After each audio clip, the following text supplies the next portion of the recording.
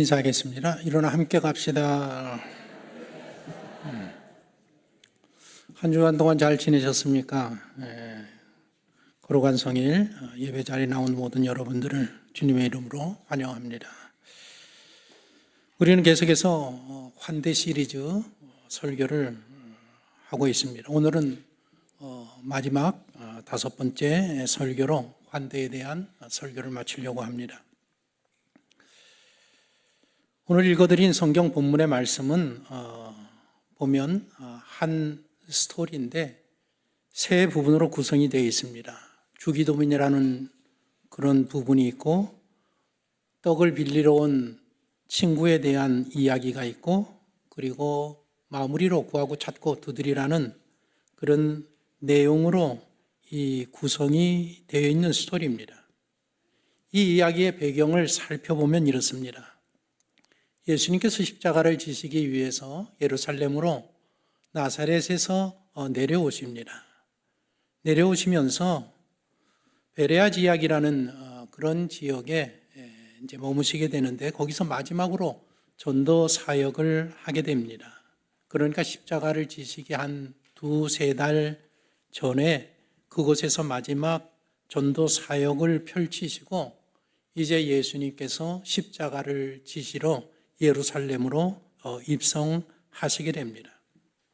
다음 주일이 종려 주일인데 예수님께서 예루살렘에 입성하시면서 한 주간 보내시고 십자가를 지시는 그런 중요한 주일이 종려 주일입니다. 그런 날을 앞두고 마지막으로 지금 전도하고 계시는 그런 상황에서 일어난 일이 오늘 읽어드린 본문의 내용입니다. 이날도 예수님께서는 아침 일찍 제자들과 좀 떨어져서 한적한 곳에 가셔서 이제 새벽에 일찍 일어나 기도를 하시고 돌아오신 것 같습니다.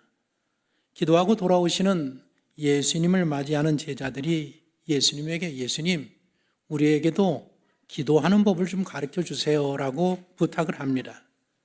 그 당시에 활동하던 대부분의 랍비들이 다 그들의 제자들에게 기도하는 법을 가르쳐 주었습니다.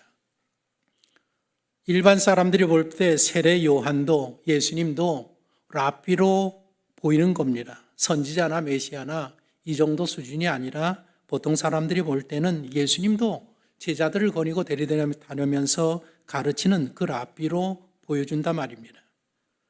랍비들은 그들의 따르는 제자들에게 기도하는 법을 가르쳐 주었는데, 유대인들은 그 당시에 기도를 어떻게 했느냐, 오늘날도 마찬가지지만 아미다라는 기도문을 가지고 그것을 암송하면서 기도하는 것입니다.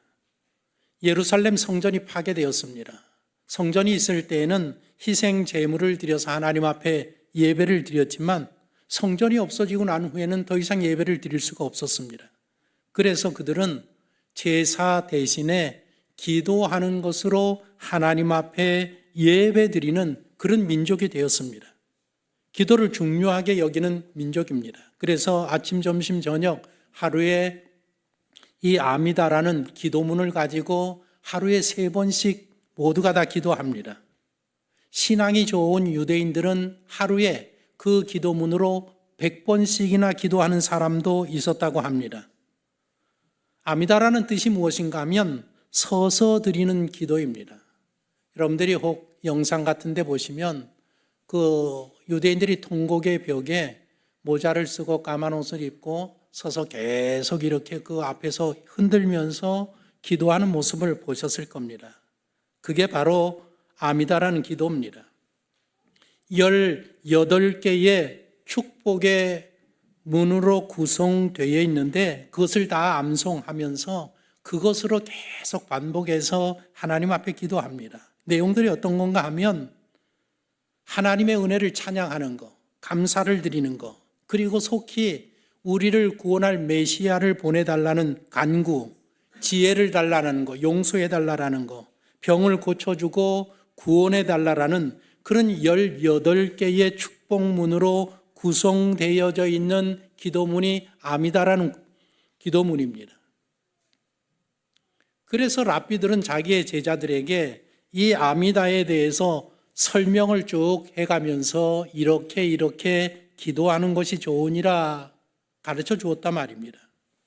이날 제자들이 새벽 기도를 마치고 돌아오신 예수님에게 예수님, 세례 요한도 제자들에게 기도하는 법을 가르쳐 주지 않았습니까? 우리들에게 기도하는 법을 가르쳐 주십시오. 제자들이 예수님의 생애를 보니까 예수님이 늘 기도하신단 말입니다.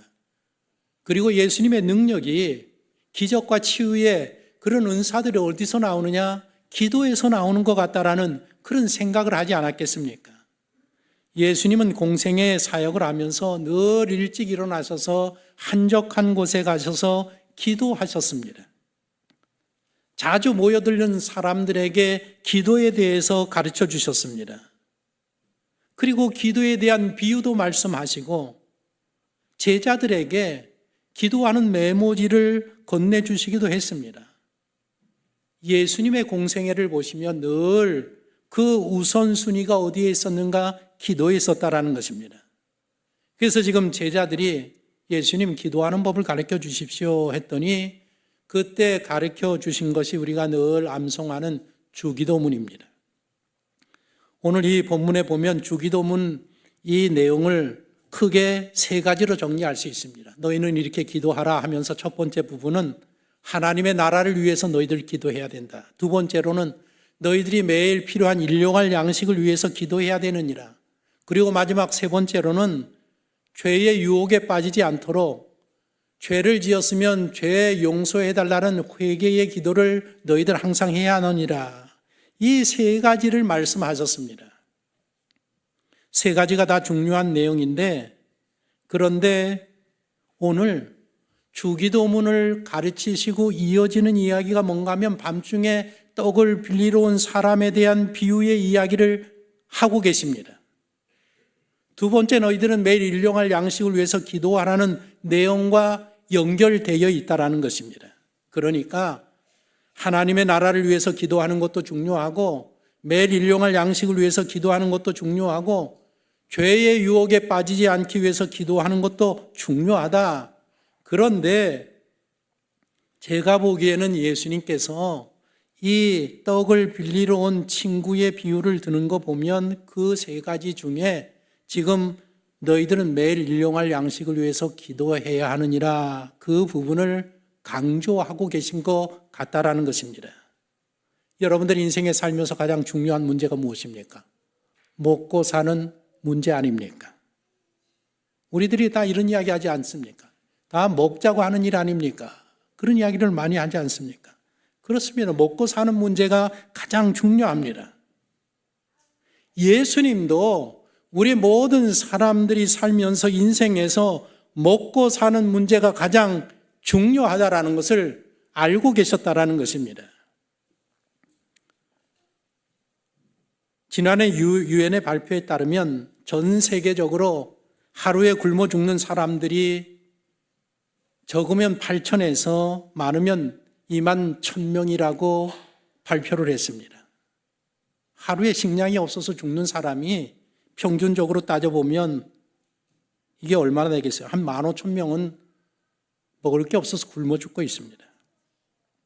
시간으로 따지면 1분에 5에서 15명이 굶어 죽어가고 있습니다. 지금 매년 어린아이들이 200만 명의 어린아이들이 굶어 죽고 있습니다. 세계 인구의 8.2% 6억 7천만 명이 영양실조 상태로 살고 있다고 합니다. 그리고 지금 전쟁이 일어나고 기후 문제 때문에 올해 2026년에 3억 1,800만 명의 사람들이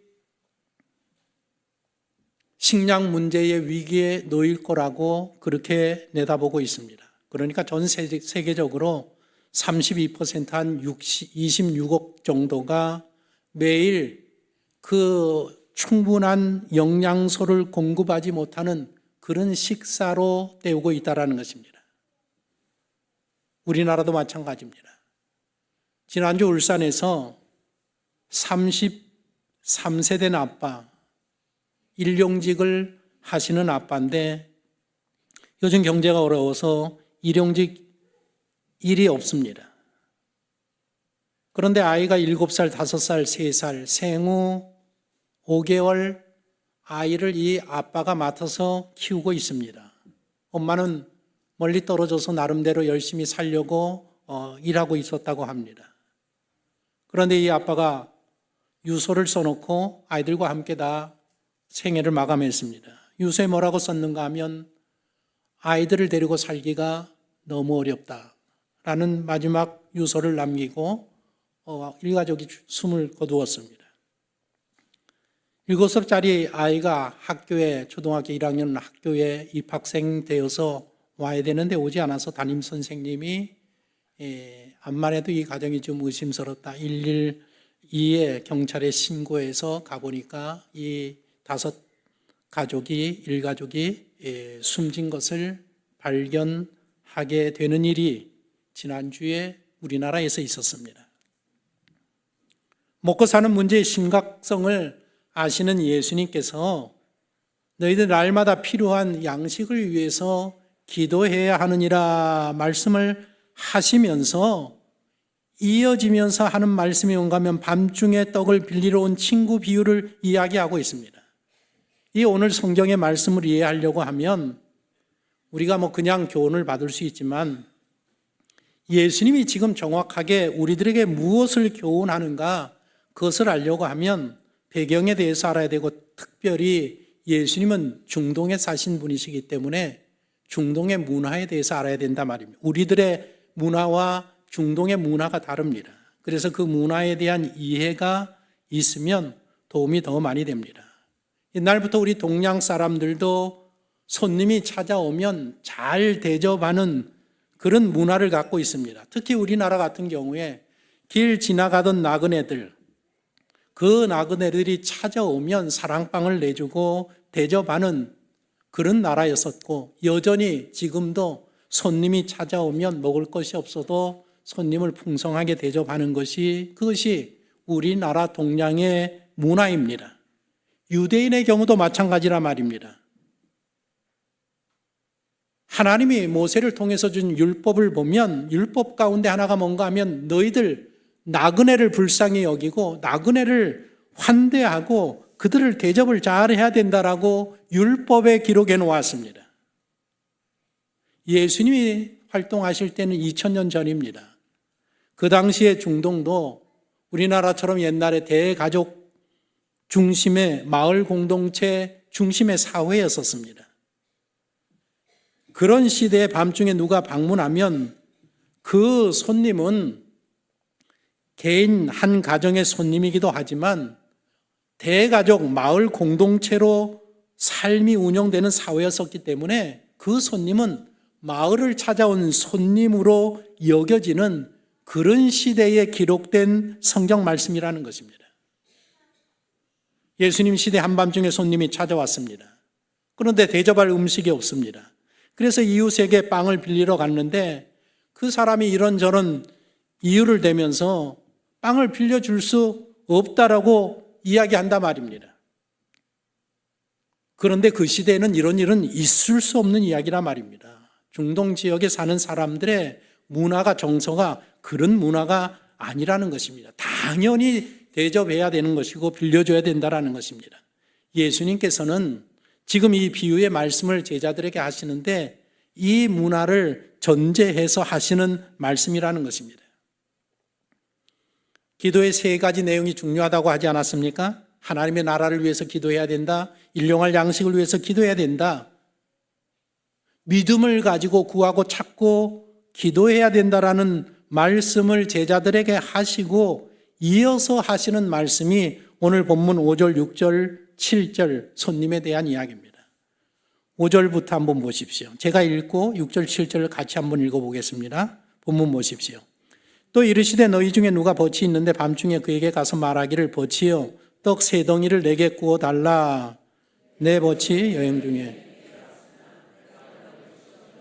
같이 봅니다. 그가 안에서 대답하여 이르되 나를 괴롭게 하지 말라. 문이 이미 닫혔고 아이들이 나와 함께 침실에 누웠으니 일어나 내게 줄 수 없노라 하겠느냐. 지금 예수님께서 비유로 이 이야기를 하면서 야, 이런 일이 있는데 이런 일이 있을 수가 있는 일이냐라고 제자들에게 지금 반문하고 있습니다. 이런 일은 상상할 수 없는 일이라는 것, 거절하는 것은 상상할 수도 없는 일이다. 만일 이런 사람이 있으면 그 시대 그 문화에 이 사람은 마을에서 낙인이 찍혀가지고 완전히 마을에서 추방될 수도 있는, 왜냐하면 마을의 명예를 떨어뜨린 사람이기 때문에 추방까지 당할 수 있는 그런 시대, 그런 문화였었다라는 것입니다. 이것을 여러분들 전제로 아셔야 됩니다. 오늘 성경의 본문을 연구하는 학자들이 이야기하는 게 뭔가 하면, 중동에서는 밤에 이것처럼 손님이 찾아올 수 있습니다. 왜냐하면 낮의 기온이 너무 덥기 때문에 낮에 가는 게 아니라 해가 다 지고 나서 컴컴해지면 시원할 때에 손님으로 어느 집에 찾아가는 것이 가능합니다라는 이야기를 합니다. 그런데 유대인들이 사는 이 팔레스타인이나 그 옆에 레바논이라는 나라는 이 표고가 높기 때문에, 그래서 낮에도 좀 선선하고 더위를 견딜만 하기 때문에 그런 지역에서는 밤에 여행하는 것은, 이것은 일반적인 일이 아닙니다. 그러니까 지금 예수님이 예로 드는 밤에 찾아왔다라는 것은 사실 팔레스타인에서는 좀 일반적이지 않은 그런 일이긴 하지만 있을 수 있는 일입니다. 학자들이 그렇게 이야기합니다. 지금 예고도 없이 한밤중에 찾아온 친구를 맞이하게 된 이 사람, 근데 집이 너무 가난해서 대접할 것이 없습니다. 대접할 음식이 없어서 대접을 해야 되는데 어떻게 해야 되느냐. 요즘처럼 앞에 가면 음식점이 있고 편의점이 있던 그런 시대가 아닙니다. 이 주인이 대접할 빵을 구하기 위해서, 빵이라는 것은 우리나라 말로 말하면 밥입니다. 밥을 얻기 위해서 이웃에 사는 친구를 찾아갑니다. 한밤중에 가서 다들 잠들었으니까 친구 이름을 부릅니다. 개똥이 아빠, 개똥이 아빠, 개똥이 아빠 밖에서 부른단 말입니다. 한밤중에 자다가 잠에서 깬 이 개똥이 아빠가 밖에 그 누굽니까? 나 순이 아빠입니다. 아니, 순이 아빠 이 저녁에 무슨 일 때문에 여기 우리 집에 왔습니까? 먼 곳에서 친구가 왔는데 대접할 빵이 없어서 빵 3덩이만 좀 빌려줄 수 없겠습니까? 지금 대화가 그렇게 오고 가고 있습니다. 2000년 전에는 얼마나 가난했겠습니까? 마을에 사는 사람들이 화덕을 가지고 있지 않다고 합니다. 중동에. 그래서 그 빵을 굽는 그 커다란 화덕을 만들어서 공동으로 빵을 만드는 아낙네들은 거기 와서 그 공동 화덕을 썼다고 합니다. 빵 하면 요만한 빵이 아니라 그 중동에서 먹는 빵은 보통 40에서 60cm 되는 그런 밀가루를 반죽해서 그 화덕에 굽는 그런 빵입니다. 그러니까 여인들이 같이 모여서 그 화덕을 같이 사용하면서 빵을 굽기 때문에 어느 집이 얼마만큼 빵을 구워냈다라는 것을 동네 사람들이 다 안다 말입니다. 지금 이 개똥이네 집이 충분히 빵이 많다라는 것을 이 순이네가 다 알고 있어서 그 개똥이네 집에 가서 지금 손님이 왔으니까 빵을 좀 빌려달라고 이야기합니다. 그리고 그런 어떤 문화가 있는가 하면 손님은 귀하기 때문에 우리가 먹다 남은, 손을 대지 않았어도 먹다 남은 빵을 대접하는 것은 그 사람을 모욕하는 행위라는 것입니다. 그래서 손을 대지 않은 새로운 빵으로 대접해야 되는 것이 그 당시의 문화였었다라고 합니다. 순이 아빠가 한밤중에 개똥이 아빠를 찾아가서 손님 대접하기 위해서 빵을 좀 빌려달라고 지금 부탁을 하는데, 예수님이 말씀하시기를, 그런데 이 개똥이 아빠가 문이 잠겼다고, 저녁이 늦었다고, 아이들이 깰까봐 이거 안 된다라고 너희들 그 거절할 수 있겠느냐? 모든 사람들이 다 압니다. 그건 있을 수 없는 이야기란 말입니다. 그 시대에 문화가 있을 수 없는 이야기라는 것입니다. 그런데 예수님께서 하시는 말씀이 설령 그가 못된 사람이라서 악한 사람이라서 그 떡을 빌려주지 아니할지라도 자기의 체면이 깎일까 봐 왜 그 떡을 빌려주지 아니하겠느냐? 자기 체면이 손상되는 것이 두려워서라도 대접하게 되어 있다는 것입니다. 그게 바로 8절 말씀입니다. 오늘 본문에서 제일 중요한 구절이 8절입니다. 8절 한번 같이 읽어보겠습니다. 내가 너희에게 말하노니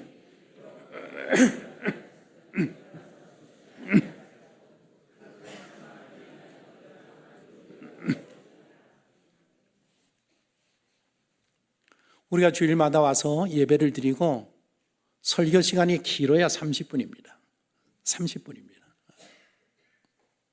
우리가 학교에서 공부할 때에 1시간 공부하면 50분 공부하면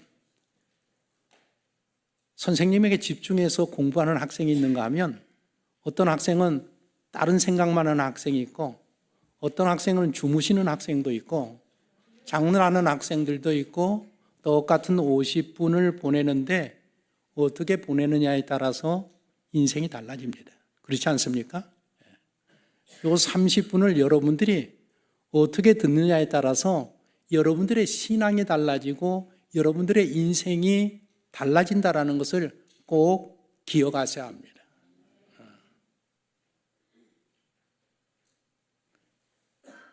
허튼 생각하지 말고 지금 집중해야 된다는 거 지금 제가 여러분들에게 이야기합니다. 오늘 한국교회가 이렇게 소란하고 왜 이렇게 이 나라가 이렇게 여기까지 왔느냐? 예배 시간에 여러분들이 설교 시간에 허튼 생각하고 쓸데없는 생각하고 주무시는 게 이 결과입니다. 대한민국이 이렇게 된 것은 첫 번째 책임이 누구에게겠느냐? 목회자들과 성도들과 교회에 있습니다. 그거 여러분들 우리 인정해야 합니다. 요 8절 9절에서 중요한 단어가 무엇인가 하면 간청했다라는 그 단어입니다. 그런데 요 언어를 번역할 다른 나라로 번역할 때에 우리나라의 정이라는 단어를 외국어로 번역하지 못한다라고 하지 않습니까? 우리는 정하면 이게 무슨 뜻인지 아는데 이 정이라는 문화가 외국에 없기 때문에 이 정이라는 단어를 어떤 영어로도 어떤 중국말로 일어로도 번역해내기가 어렵단 말입니다. 지금 이 본문에서 간청이라는 원어의 단어가 뭔가 하면 아나이데이아라는 단어인데 이 간청이라는 단어 번역이 어렵단 말입니다. 그래서 번역해 놓은 게 간청인데 원래 이제 이게 좀 신학이 발전해 가지고 지금 많은 학자들이 간청이라는 단어는 이게 적합한 번역이 아니다. 원래 아나이데이라는 이 단어는 수치심이 없다라는 뻔뻔하다라는 거, 염치가 없다라는 그런 의미라고 해석을 하고 있습니다. 그러니까 이 8절 내용이 어떤 내용인가 하면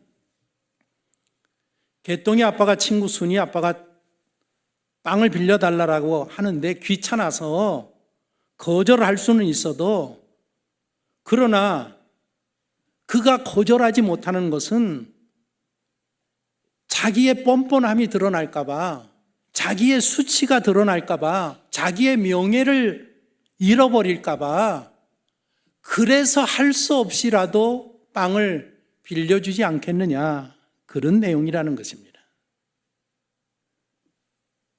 만일 이 개똥이 아빠가 순이 아빠의 청을 거절하면 어떻게 되느냐?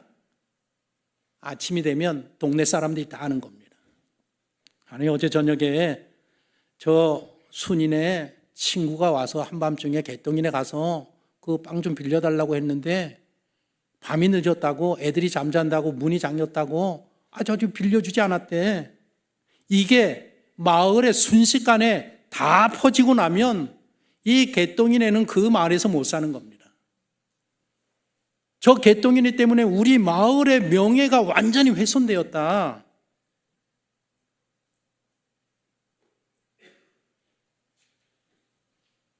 이 당시에는 그 마을에 어떤 손님이 들어오면 우리 집에 오는 손님이 오면 우리 집 손님이 아니라 이 손님은 마을에 들어왔기 때문에 마을 손님으로 인정을 받는 겁니다.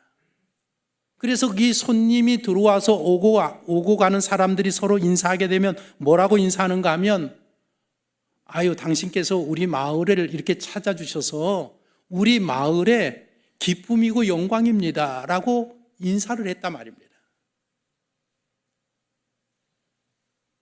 그래서 지금 이 비유에서 이 손님은 개인 손님이 아니라 마을 공동체에 오신 손님이다. 그런데 이 마을 공동체에 온 손님을 이 마을이 순이 아빠뿐만 아니라 개똥이 아빠뿐만 아니라 모든 마을 사람들이 잘 환대해 주어서 편하게 잘 기쁘고 즐겁게 대접을 해서 돌아갈 때에 정말 감사한 마음을 가지고 고마운 마음을 가지고 이 마을을 자랑하는 마음으로 떠나가게 해야 된다는 것입니다. 그게 이 예수님이 말씀하실 때의 중동의 문화였었단 말입니다. 요즘 유튜브 영상에 보면 외국인들이 한국에 많이 옵니다. 어제 행사가 있어가지고 BTS 행사가 있어가지고 지금 세계 각국에서 굉장히 많은 여행객들이 지금 한국에 오지 않았습니까? 그것뿐만 아니라 유튜브 영상에 보면 한국을 찾는 많은 분들이 오면 어디를 가는가 하면 시장에 갑니다. 광장시장이라든지 유명한 시장 소개받아서 갑니다. 가면 우리 장사하는 연세 많으신 분들이 그야말로 정문화가 있어서 외국에서 오신 분이 이게 너무 기특하고 해서 서비스로 잘 준단 말입니다. 애를 보면 그 외국 애가 얼마나 이쁩니까? 우리 애들도 이쁘지만 애들이 그 이목구비가 뚜렷하니까 얼마나 이쁩니까? 그 애들이 이뻐가지고 1,000원, 10,000원짜리 용돈 준다. 세계 각국에서 돈 주는 데는 우리나라밖에 없습니다. 명절을 당해도 용돈을 주는 문화라는 게 우리나라밖에 없습니다. 없지 않습니까? 근데 모르는 애한테 용돈을 주니 대한민국에 왔을 때에 이 대한민국에 대한 느낌이 얼마나 좋겠습니까? 예수님 시대에 우리 마을에 찾아온 손님을 그렇게 환대하고 대접해야 되는 것이 유대인의 문화였었단 말입니다. 예수님이 지금 하시는 말씀이 설령 귀찮고 해서 이 사람이 성품도 안 좋고 인격이 안 돼서 거절할 수 있다고 할지라도 그가 그의 명예를 잃을까 봐 수치를 당할까 봐 이 사람에게 친구에게 빵을 빌려주지 아니하겠느냐. 자기의 명예를 위해서라도 요구한 대로라는 건 뭔가 하면 빵만 아니라 가난하면 가난했을 때는 쟁반도 필요하고 식기도 필요하고 너무 가난했을 땐 그런 것도 없었습니다. 그러니까 손님을 대접하기 위해서 필요한 모든 것들을 다 빌려주지 아니하겠느냐. 이 말씀을 두 번째 하시고 이어지는 세 번째에서 그러면서 너희는 구하고 찾고 두드리라. 기도하는 태도에 대해서 말씀하십니다. 오늘 전체적인 내용이 기도에 대한 내용입니다. 구한다라는 것은 무엇입니까? 겸손한 마음을 뜻합니다. 찾으라는 건 뭡니까? 기도하면서 열심을 다하라는 거 아닙니까? 두드리라는 건 뭡니까? 한 번 두드려서 열리는 게 아니라 두드릴 때까지 인내하면서 기도해야 된다. 너희들 기도할 때에는 겸손한 마음, 열심의 마음, 인내하는 마음을 가지고 기도해라. 그러면 하늘 아버지가 응답하지 아니하시겠느냐? 반드시 응답하여 주신다라는 것입니다. 지금 오늘 이 본문의 내용을 보면 처음 주기도문을 가르쳐 줄 때에 기도하는 분이 누구냐? 아버지라고 했습니다. 아버지여 부르고 기도하라 그랬습니다. 하나님은 너희 아버지가 되신다. 그리고 이 마지막 말씀을 마치면서 예로 든 게 뭔가 하면 아버지와 아들과의 관계로 말씀을 마치십니다.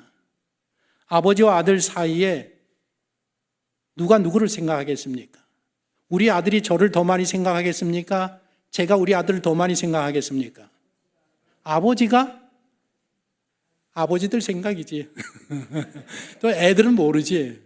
그러나 아버지가 아들을 더 생각하지 않습니까? 그러면서 예를 드는 게, 야, 아들이 생선을 달라고 하면 아버지가 뱀을 줄 아버지가 있겠느냐? 알을 달라고 하면 정갈을 줄 아버지가 있겠느냐? 세상에 악한 아버지라도 좋은 것으로 주는데 하물며 너희가 기도하는 하늘에 계신 아버지가 너희들에게 가장 좋은 것을 누가는 성령으로 표현했습니다. 마태는 좋은 것이라고 표현을 했는데 가장 좋은 것으로 너희들에게 주시지 아니하겠느냐? 개똥이 아빠처럼 성품과 인격이 안 좋아도 자기의 명예를 생각해서 거절하지 못하는 게 사람인데, 우리 하나님은 God of Honor, 명예로우신 하나님, 그 명예를 존중하시는 그 하나님이 너희들이 구하고 찾는 것에 거절하시겠느냐? 반드시 응답하여 주신다라는 것입니다. 올해 우리 교회 표가 일어나 함께 가자입니다. 일어나서 손을 잡고 함께 어디로 가자는 겁니까? 하늘나라 천국으로 가자는 거 아닙니까? 하나님의 나라가 되는, 통치되는 그곳으로 가자라는 거 아닙니까? 그곳으로 가기 위해서 먼저 선행돼야 될 게 무엇인가 하면 우리 손에 손을 맞잡은 이 신앙 공동체가, 일어나 함께 가는 이 공동체가 환대하는 공동체가 돼야 된단 말입니다.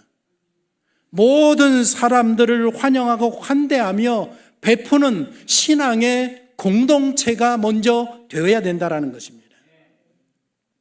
마침 설교를 준비하는데 그저께 신문 국민일보로 보니까 국민일보 종교란에 헤드라인에 뭐라고 했는가 하면 한국 교회는 회복돼야 된다 하면서 주제가 타이틀이 뭔가 하면 편가르는 정치색을 벗고 환대 공동체로 회복을 이루어야 된다. 이렇게 기사가 났습니다. 심지어는 우리 한국교회 교인들 79%가 한국교회가 신뢰를 잃었다라고 그렇게 이야기하고 있습니다.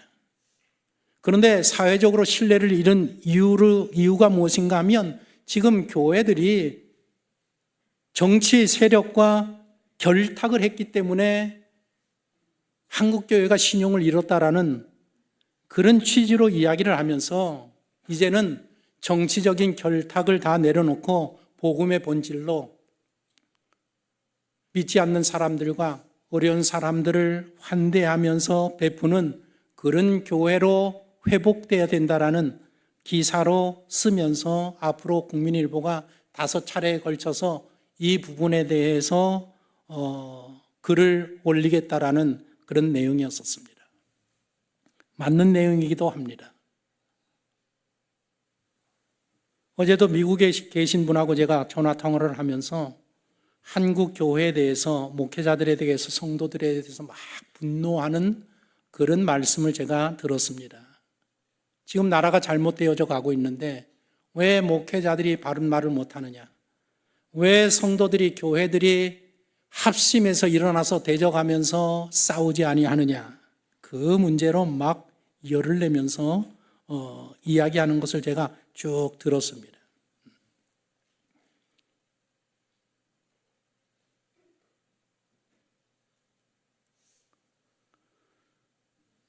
언론이 저는 국민일보라든지 중앙일보, 조선일보, 경향, 한겨레 다 읽습니다. 다 있는데 옛날 보수 언론도 이제는 바른 말을 하지 않습니다. 언론에서 이야기하는 게 여러분들 다가 아닙니다. 이미 정치권에서는 언론을 완전히 장악하고 사법체계 장악하고 모든 것들을 다 장악해서 자기들이 하고자 하는 그런 것으로 가고 있습니다. 저는 어떻게 해석하는가 하면 이것은 대한민국 교회와 성도들을 향한 하나님의 심판이라고 저는 그렇게 생각을 하고 있습니다. 그동안 바르게 살지 못했던 것, 믿음과 언행이 다른 것, 진실하게 살지 못하고 정직하게 살지 못한 한국 교회를 새롭게 하기 위한 하나님께서 하시는 징계라고 생각하기 때문에 저는 거기에 대해서 별로 불평하지 않습니다. 그러나 분명한 것은 정교 분리라는 것은 정치와 종교는 갈라져야 된다라는 것을 지금 사람들이 이야기합니다. 그러나 여러분, 종교 분리라는 것은 역사적으로 보면 미국에서 민주공화국이 처음 세상의 제도가 시작이 되었습니다. 민주공화국이 되면서 헌법을 작성할 때에 정교 분리의 원칙을 세웠는데 그때 그 사람들이 머리를 싸매고 생각을 해보니까 국가가 형성이 되면 나중에 국가 권력이 커지면 나중에 이 국가가 종교를 박해할 일이 있겠구나. 그래서 절대로 국가는 종교를 박해하는 일을 할 수 없다라는 헌법을 세워놓은 게 그게 정교 분리의 원칙입니다. 그 민주주의 원칙을 가지고 모든 민주국가가 헌법의 기본을 거기에 만들어 놓았습니다. 지금 해석을 잘못하고 있는 거고 완전히 잘못 적용하고 있는 겁니다. 자기네 정치 권력을 잡기 위해서, 그것을 끝까지 가져가기 위해서 그렇게 하는 거기 때문에 교인들, 크리스찬들이 믿는 사람들이고 분명히 먼저 알아야 되고, 믿는 사람들이 세상 돌아가는 일을 알아야 되고, 한국이 어떻게 돌아가는지, 세계가 어떻게 돌아가는지, 경제가 어떻게 돌아가는지 관심을 가지고 보아야 됩니다. 그리고 기도해야 합니다. 그러면 하나님께서, 성령께서 영적인 분별력을 허락해 주셔서 옳은 일이 뭔지 그른 일이 뭔지, 하나님이 기뻐하시는 일이 뭔지 하나님이 기뻐하시지 않은 일이 뭔지를 깨닫도록 성령께서 우리에게 은혜를 베풀어 주신단 말입니다. 국민일보에서 하는 이야기가 나는 다 맞는 이야기라고는 생각하지 않습니다. 그러나 교회가 환대하는 공동체가 되어야 된다는 것은 맞는 이야기입니다. 맞는 이야기입니다. 환대라는 것은 단순히 친절을 베푸는 예절을 말하지 않습니다. 환대라는 것은 하나님 나라의 통치 원리가 무엇인가 하면 환대입니다. 교회는 누가 오든지 다 환대하고 환영하는 그런 신앙의 공동체입니다. 베푸는 공동체란 말입니다. 베풀고 싶은데 베풀 게 있어야 베풀 거 아닙니까? 그렇지 않습니까? 지금 예수님께서 너희들 매일 일용할 양식을 위해서 기도하라고 했을 때는 내가 먹고 마실 만한 그것을 일용할 양식이라고 이야기하지 않고 내가 먹고 마시고 충분히 먹고 마시고 쓴 다음에 그것으로 더 남은 것으로 사람들에게 베풀 수 있는 양의 의미가 일용할 양식이란 말입니다. 우리가 일용할 양식을 위해서 여러분들 기도하십시오. 열심히. 아니, 우리 교회가 베풀려고 하면, 좀 선한 일을 하려고 하면 베풀 게 있어야 베풀 거 아닙니까? 대형 교회나 넉넉하지 한국의 80% 90% 교회가 다 어렵습니다.